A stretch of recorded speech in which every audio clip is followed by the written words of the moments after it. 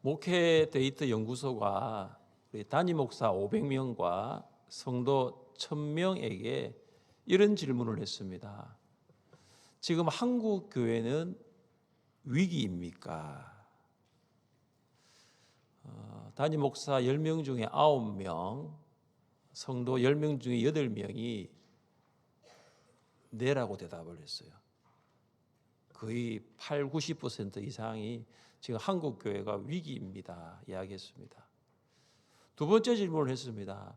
그럼 한국 교회가 위기라면 이 위기를 극복할 수 있는 방법은 무엇입니까? 라고 물었습니다. 첫 번째 응답이 뭐냐 하면 예배였습니다.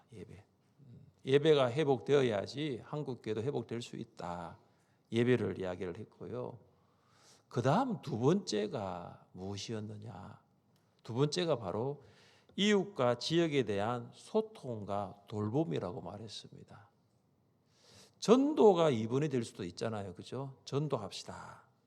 또 두 번째가 성도들 안에서 교제도 필요합니다. 그렇게 이야기할 수도 있는데요. 두 번째가 뭐냐면 예배 다음으로 지역과 이웃에 대한 소통 그리고 돌봄이라고 말했습니다. 결국은 무슨 말입니까? 결국은 성경으로 돌아가자는 거예요. 여러분 성경을 가장 핵심적으로 이야기하자면 딱 두 가지가 있잖아요. 뭐죠? 하나님 사랑, 그다음 뭐죠? 이웃 사랑이잖아요. 성경으로 돌아가자는 거죠. 한국 교회가 위기를 만났는데 회복하기 위해서는 다시 성경으로 돌아가야 된다는 거죠. 그래서 하나님을 사랑하고 그게 예배 아닙니까? 하나님을 사랑하는 게 예배잖아요. 그래서 오늘 예배 자리에 오셨잖아요. 하나님 사랑합시다. 또 한 가지 이웃 사랑합시다라는 거예요. 오늘 설교 제목이 내 이웃을 내 몸과 같이 사랑하라입니다. 여러분 이 설교 제목을 들으면서 보면서 어떤 생각이 드십니까? 목사님 요즘 물가도 많이 올랐고 경제적으로 힘든데 저도 사실은 혼자 이렇게 사는 것도 힘든데 제가 이웃을 제 몸과 같이 사랑하라고요? 부담되십니까? 또 어떤 분은 야 목사님 올해 우리 교회 표가 사랑을 표현하는 교회잖아요. 야 오늘 야고보서 2장 8절부터 13절 말씀이 어떻게 그렇게 잘 맞아요? 그래서 오늘 설교를 또 통해 듣고 우리가 올 한 해 이 교회 표를 어떻게 실천할지 참 기대가 됩니다. 그렇습니까? 이웃 사랑하는 방법은 각자의 형편과 처지에 따라 다를 수 있습니다. 그런데 이웃을 사랑하는 방법보다 더 중요한 것은 이웃을 왜 사랑해야 되느냐는 거죠. 이웃을 사랑해야 하는 이유입니다. 여러분 우리는 왜 이웃을 사랑해야 할까요? 우리가 이웃을 사랑하는 이유를 안다면 성령께서 이웃을 사랑하는 방법에 대한 지혜도 주실 줄 믿습니다. 오늘 야고보는 우리에게 내 이웃을 내 몸과 같이 사랑하라고 명령합니다. 자, 그러면 내 이웃을 내 몸과 같이 사랑하라는 것 이게 무슨 말일까요? 첫째, 내 이웃을 내 몸과 같이 사랑하라는 것은 최고의 법을 지키는 것입니다. 우리 같이 한번 따라해 보겠습니다. 최고의 법을 지킵시다. 최고의 법을 지킵시다. 자, 오늘 본문 8절 말씀을 같이 읽습니다. 너희가 만일 성경에 기록된 대로 내 이웃 사랑하기를 내 몸과 같이 하라 하신 최고의 법을 지키면 잘하는 것이거니와. 아멘. 야고보는 내 이웃을 내 몸과 같이 사랑하라는 것이 성경에 기록되었다라고 말합니다. 이 성경은 구약 성경인데 레위기 19장 18절입니다. 원수를 갚지 말며 동포를 원망하지 말며 내 이웃 사랑하기를 내 자신과 같이 사랑하라. 나는 여호와이니라. 내 이웃을 내 몸과 같이 사랑하는 것은 바로 최고의 법입니다. 여기 최고의 법을 헬라어로 노모스 바실리코스라고 합니다. 이걸 직역하면 왕의 법입니다. 지금 야고보가 바실리코스 왕 그리고 노모스 법이라고 말을 한 것은 로마 시대를 배경으로 하고 있습니다. 로마 황제가 법을 제정하고 그 법을 선포하면 로마 제국에 살고 있는 모든 로마 시민 그리고 심지어 로마의 노예들까지도 그 법을 반드시 지켜야 합니다. 어느 누구도 거역할 수가 없어요. 왜냐하면 그 법은 최고의 법이기 때문입니다. 노모스 바실리코스, 황제의 법이라는 거예요. 왕의 법이라는 것입니다. 야고보는 모든 로마 시민과 노예들이 이 최고의 법, 이 왕의 법을 지켜야 하는 것처럼 모든 성도들도 만왕의 왕이신 하나님께서 만드신 최고의 법을 반드시 지켜야 한다라고 강조하고 있는 거죠. 그 최고의 법이 뭐냐? 내 이웃을 내 몸과 같이 사랑하는 것입니다. 그러면 여러분, 내 몸과 같이 사랑해야 할 이웃이 누구일까요? 유대적 어법에 따르면 이웃은 집단적인 의미를 가지고 있는데 유대인들에게 이웃은 누구였느냐? 유대인입니다. 유대인들에게 이웃은 유대인밖에 없어요. 그래서 유대인들은요, 유대인들만 사랑했어요. 유대 민족만 사랑한 거예요. 그런데 예수님이 말씀하시는 이웃은 누구일까요? 어떤 율법 교사가 예수님께 무엇을 해야 영생을 얻는가에 대해서 질문했습니다. 그때 예수님이 율법에는 뭐라고 기록되어 있느냐라고 물으십니다. 그때 율법 교사가 하나님 사랑, 이웃 사랑이라고 대답합니다.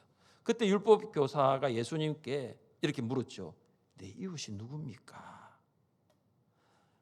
이 질문을 받은 예수님이 하신 비유가 선한 사마리아 사람 비유입니다. 어떤 사람이 예루살렘에서 여리고로 내려가는데 도중에 강도들의 습격을 받았습니다. 강도들이 그의 옷을 빼앗고 때려서 거의 죽게 해놓고는 버려두고 가버렸습니다. 제사장과 레위인이 그 강도 만난 사람을 보았지만 그냥 가버렸어요.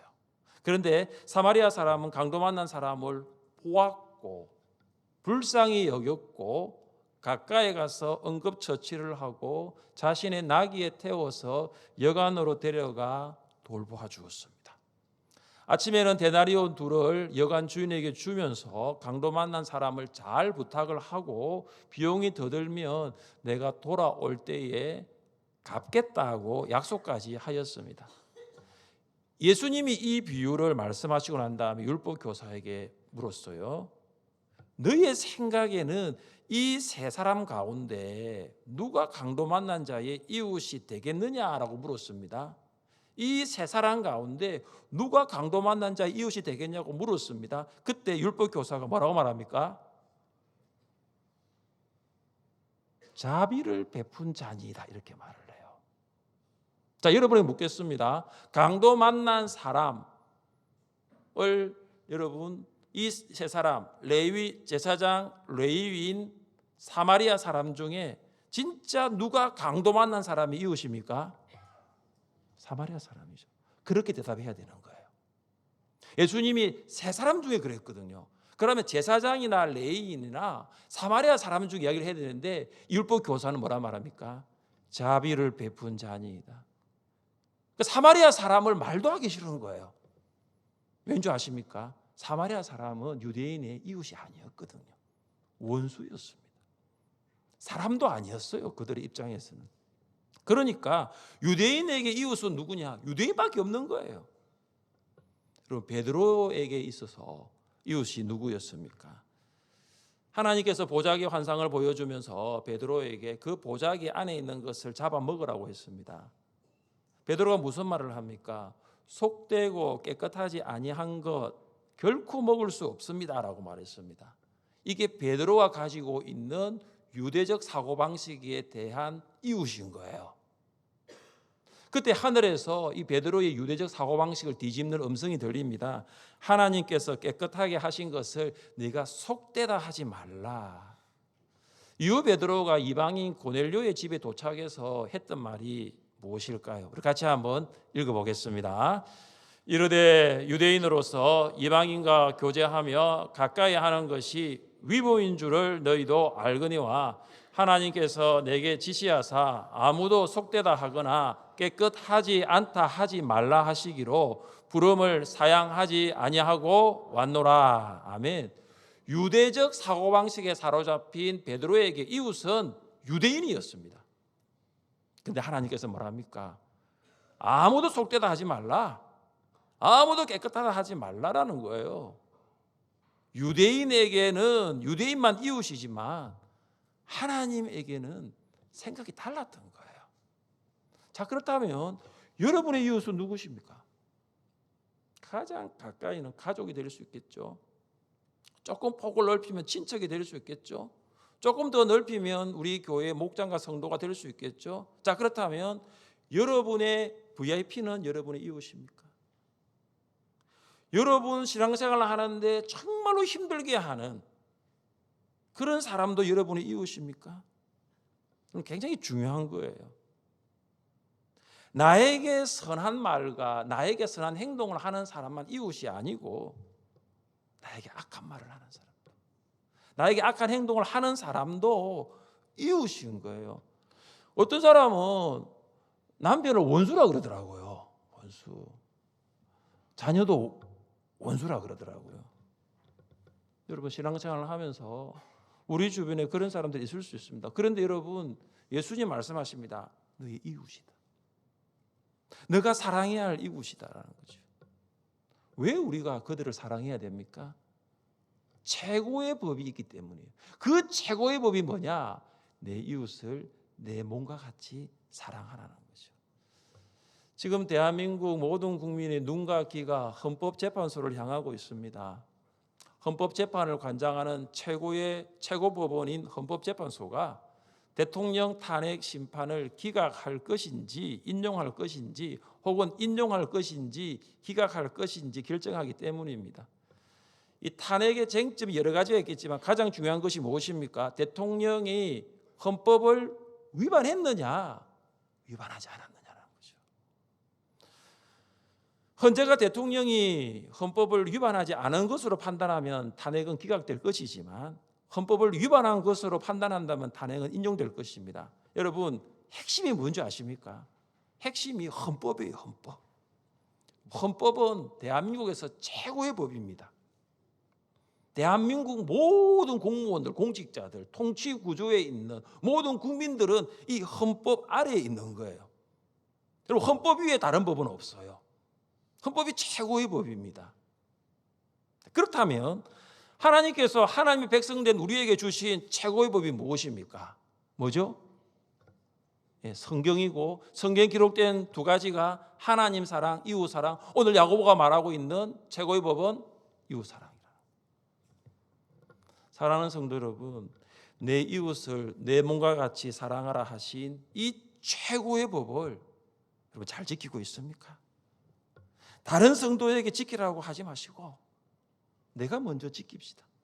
우리 자녀들에게 너는 이웃을 사랑하라고 말만 하지 마시고 부모인 우리가 먼저 이웃 사랑의 법을 실천할 수 있기를 주님의 이름으로 축복합니다. 둘째, 내 이웃을 내 몸과 같이 사랑하라. 이 말은 근본적인 명령을 지키는 것입니다. 한번 따라해 보겠습니다. 근본적인 명령을 지킵시다. 근본적인 명령을 지킵시다. 자, 10절 말씀을 함께 읽겠습니다. 누구든지 온 율법을 지키다가 그 하나를 범하면 모두 범한 자가 되나니. 아멘. 10절에는 두 가지가 대조를 이루고 있습니다. 온과 하나, 그리고 지키다와 범하다입니다. 유대인들은 구약에 나오는 계명을 613가지로 분류합니다. 하라는 계명은 248개고요. 하지 말라는 것은 365개입니다.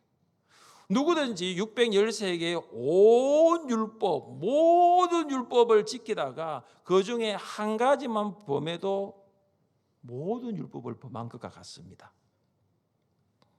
여러분 중에는 잘 이해가 안 되시는 분이 있을 수 있습니다. 목사님, 아니 612개는 지켰고 하나만 어겼는데 아니 전체를 어겼다고요?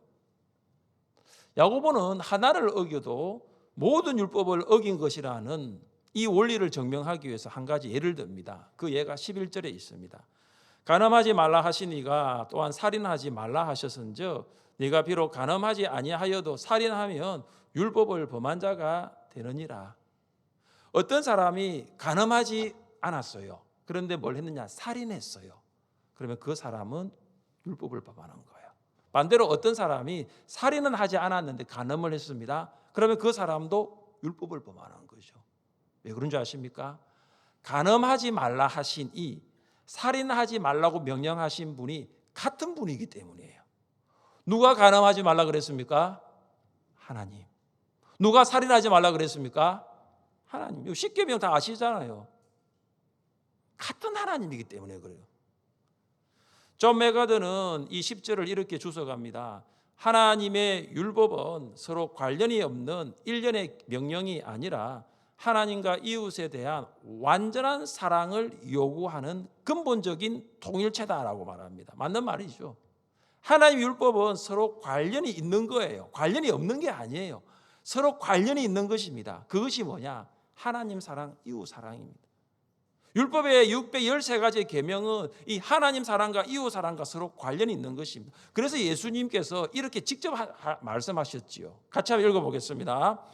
예수께서 이르시되 내 마음을 다하고 목숨을 다하고 뜻을 다하여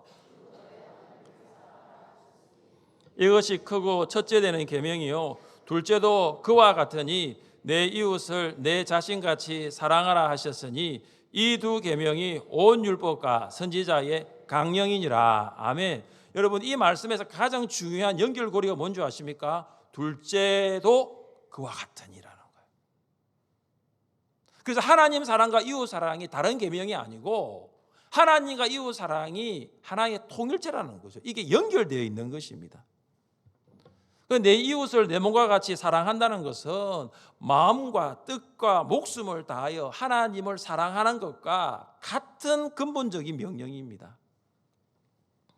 여러분 중에 어떤 분은 목사님 저 하나님 사랑해요. 저 말씀 순종한다라고 말씀하십니다. 그럼 저는 그렇게 물어보고 싶습니다. 그럼 이웃을 사랑하십니까? 하나님은 사랑한다고 말씀하시는데 이웃을 사랑하지 않는다면 말씀 순종하지 않는 거잖아요. 여러분 중에 목사님 저는 하나님과의 관계가 참 중요하다고 생각해요. 저는 예배도 빠지지 않고요. 저는 기도에도 빠지지 않습니다. 제가 그런 분에게 물어보고 싶습니다. 목장 모임은 참석하세요? 목장 모임은 참석하세요? 우리가 목장 이 모임 참석하는 통계가 나오는데요. 주일 예배 참석 수의 절반이에요. 우리 교회 주일 예배 나오시는 분 중에 절반이 목장 모임 나오시거든요. 물론 예배와 기도에 참석하는 거 너무 귀하지요. 저는 하나님과의 관계 너무 좋아요. 제가 묻습니다. 그러면 목장 모임 참석하십니까? 성도를 사랑하십니까? 목원을 사랑하십니까? 여러분 이 둘은 연결되어 있는 거예요. 하나님 사랑, 이웃 사랑은요 관련된 통일체가 됩니다. 자, 그럼 여러분 질문 드리겠습니다. 여러분 하나님 사랑하십니까? 하나님 안 사랑해요. 예배 나오신 이유가 그것 때문에 나온 거 아니에요. 자, 묻습니다. 하나님 사랑하십니까? 그렇다면 여러분 배우자도 사랑하십니까? 목소리 왜 이렇습니까? 하나님 사랑한다는 목소리와 배우자를 사랑한다는 목소리가 이렇게 차이가 나면 이 곤란하잖아요. 지금요. 물어보겠습니다. 하나님 사랑하십니까? 목자님 사랑하십니까? 네, 좀 비슷해졌네요. 우리가 하나님 사랑하는 이유가 뭡니까? 하나님께서 독생자 예수 그리스도를 십자가에 죽게 하시고 우리의 죄를 용서해 주셨습니다. 여러분 하나님 사랑이죠. 십자가의 사랑, 죄 용서 때문에 우리가 하나님 사랑할 수 있습니다. 그러나 우리가 하나님을 사랑하는 근본적인 이유는 이것이 아닙니다. 하나님이 나의 하나님이니까. 하나님이 나의 하나님이시니까 내가 하나님을 사랑하는 거예요. 여러분 우리가 배우자를 사랑하는 이유가 무엇입니까? 남편이 월급을 갖다 주고 아내가 살림을 잘 살아줘서 배우자를 사랑합니까? 물론 남편 때문에 가정 경제가 유지가 되고 아내 때문에 집안 정돈이 잘 되니 배우자를 사랑할 수 있습니다. 그러나 우리가 배우자를 사랑하는 근본적인 이유는 그것이 아닙니다. 남편이 내 남편이니까, 아내가 내 아내니까. 우리가 목자를 사랑하는 이유가 무엇입니까? 목자가 목장 모임을 위해서 가정을 오픈하고 음식을 준비하고 우리를 위해 기도해 주니 목자를 사랑하십니까? 네, 목자를 사랑할 수 있습니다. 그러나 우리가 목자를 사랑하는 이유가 무엇입니까? 그 목자님이 내 목자니까. 이번 주 토요일 제10회 목자 목녀 부흥회를 합니다.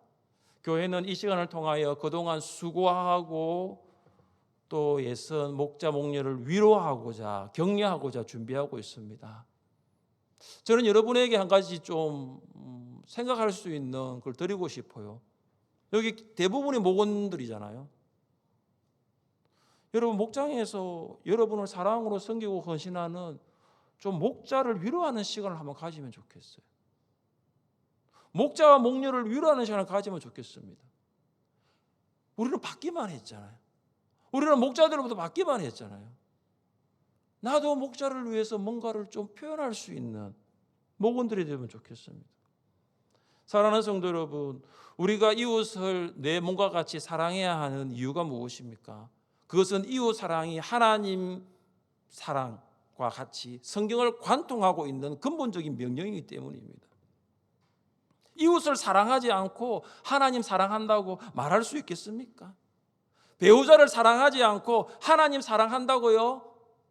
목자를 사랑하지 않고 하나님 사랑한다고요? 그건 성경에서 말하지 않고 있습니다. 성경은 분명하게 이것을 말하고 있습니다. 같이 한번 읽어보겠습니다. 누구든지 하나님을 사랑하노라 하고 그 형제를 미워하면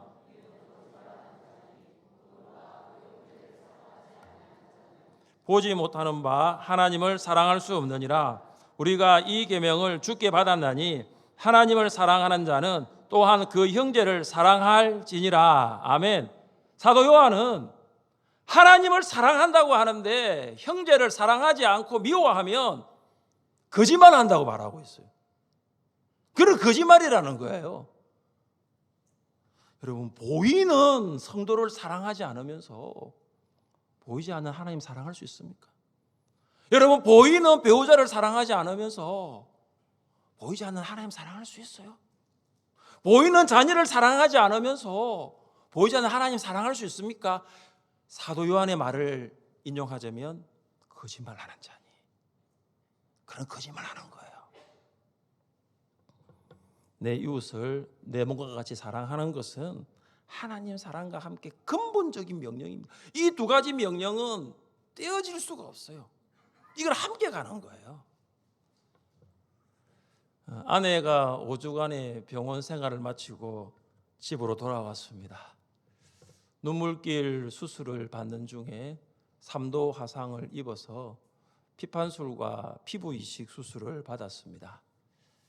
아내의 수술과 회복을 위해서 우리 기도해 주신 우리 성도님들, 그리고 반찬도 해주시고 국도 끓여주신 우리 성도님들, 또 서울 그 먼 길을 마다하지 않고 또 신방 와주신 우리 권사의 임원들께 감사를 드립니다. 아내가 없는 5주 동안 제가 느낀 것은 아내의 빈자리였습니다.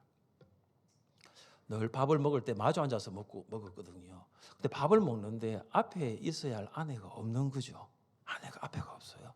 혼자 밥을 먹는 거죠. 새벽 기도를 참여할 때 제가 설교하지 않을 때는 뒤에 앉아서 새벽 기도를 하거든요.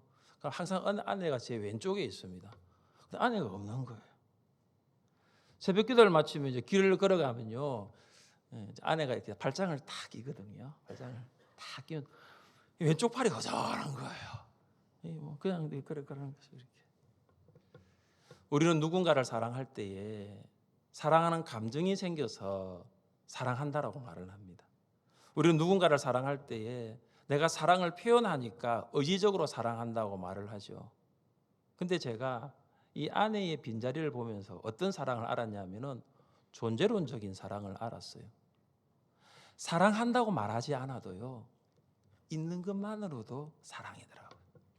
내가 뭔가 사랑한다라고 표현하지 않아도 아내가 그 자리에 있는 것만으로도 사랑이더라고요. 아내가 앞에 있는 것만으로, 아내가 옆에 있는 것만으로, 아내와 함께 숨 쉬는 것만으로도 그게 사랑입니다. 여러분, 목장 안에 목자 목녀가 목장에 계신 것만으로 사랑이에요. 엄청난 위로가 됩니다. 저희 아이들도 그랬어요. 한 5주 동안 엄마가 없다 보니까 뭔가 허전한 거예요.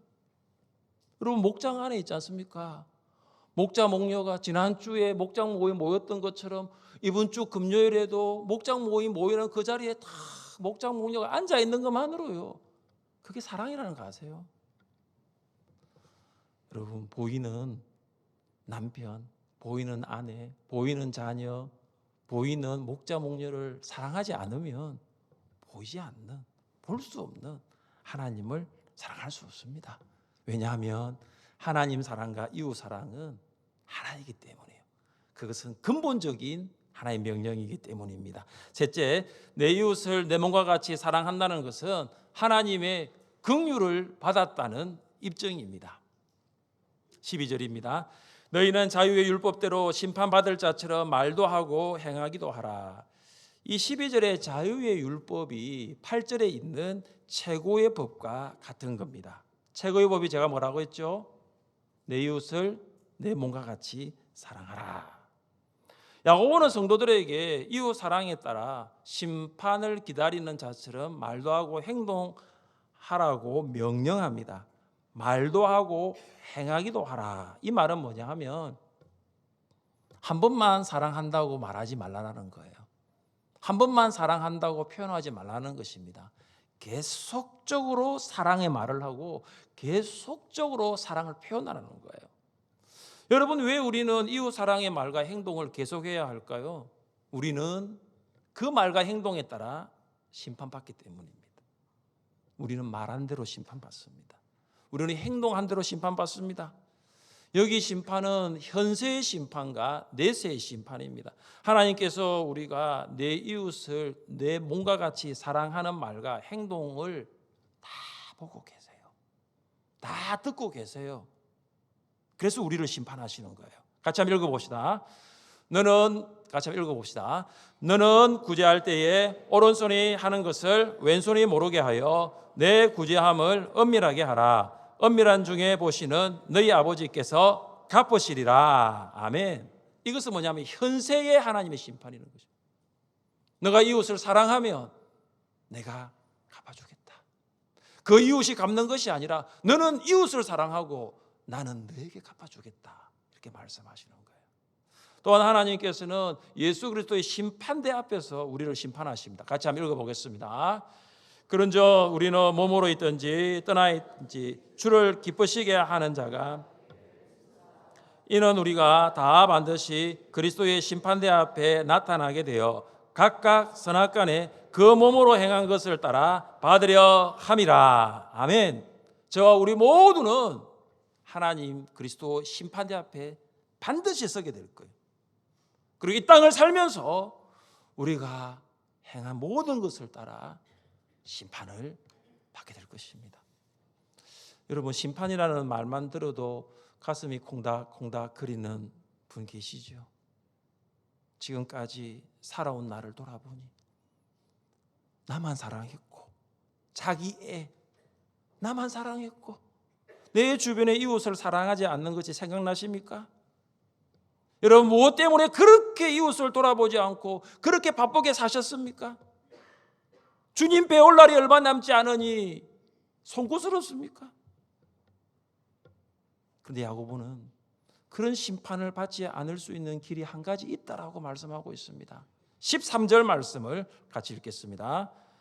긍휼을 행하지 아니하는 자에게는 긍휼 없는 심판이 있으리라. 긍휼은 심판을 이기고 자랑하느니라. 아멘. 이웃 사랑을 행하지 아니하는 자에게는 뭐가 있느냐? 긍휼 없는 심판이 있습니다.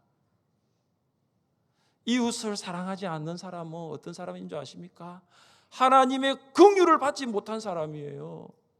반대로 이웃을 사랑하는 사람은 어떤 사람이에요? 하나님의 긍휼을 받은 사람이에요. 긍휼을 받은 자는 반드시 이웃에게 긍휼을 베풉니다. 긍휼 받은 자 안에 긍휼하신 하나님이 살아계시기 때문이에요. 하나님은 긍휼히 여기시는 분이에요. 하나님은 긍휼이 많으신 분이에요. 하나님은 나의 긍휼을 받은 자가 모든 자에게 긍휼 베풀기를 원하고 있습니다.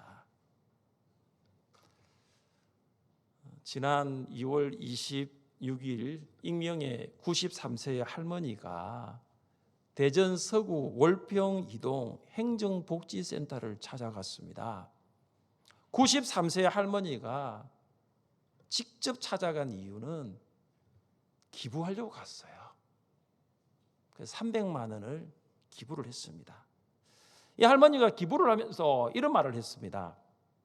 내가 나라에 도움을 준 적은 없지만 나라가 나를 잘 돌봐줘서 늘 고마웠어요. 나라에서 받은 은혜를 조금이라도 갖고 싶어요. 비록 큰 돈은 아니지만 힘든 환경에서 꿈을 포기하지 않고 공부하는 아이들에게 조금이나마 도움이 되기를 바랍니다. 저는 이 기사를 읽으면서 할머니의 말을 여러 번 제가 생각하게 되었습니다. 나라가 나를 잘 돌봐줘서 고마워요. 나라에서 받은 은혜를 조금이라도 갖고 싶어요. 저는 이 나라라는 자리에 하나님을 넣어보았습니다. 하나님이 저를 잘 돌봐줘서 고맙습니다. 하나님이 저를 지금까지 보살펴 주셔서 고맙습니다. 하나님께 받은 은혜, 그걸 조금이라도 갖고 싶어요. 하나님께 받은 은혜를 갚을 수 있는 방법이 뭐냐? 내 이웃을 내 몸과 같이 사랑하는 것입니다. 사랑하는 성도 여러분, 내 이웃을 내 몸과 같이 사랑하고 있습니까? 이웃 사랑은 만왕의 왕이신 하나님께서 우리에게 주신 최고의 법입니다.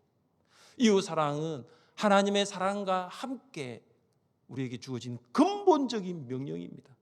이웃 사랑은 하나님의 사랑을 입증하는 것입니다. 하늘샘 교회와 하늘샘 성도들이 계속하여서 이웃 사랑을 표현할 수 있기를 주님의 이름으로 축복합니다. 우리 자리에 일어나셔서 함께 찬양하겠습니다.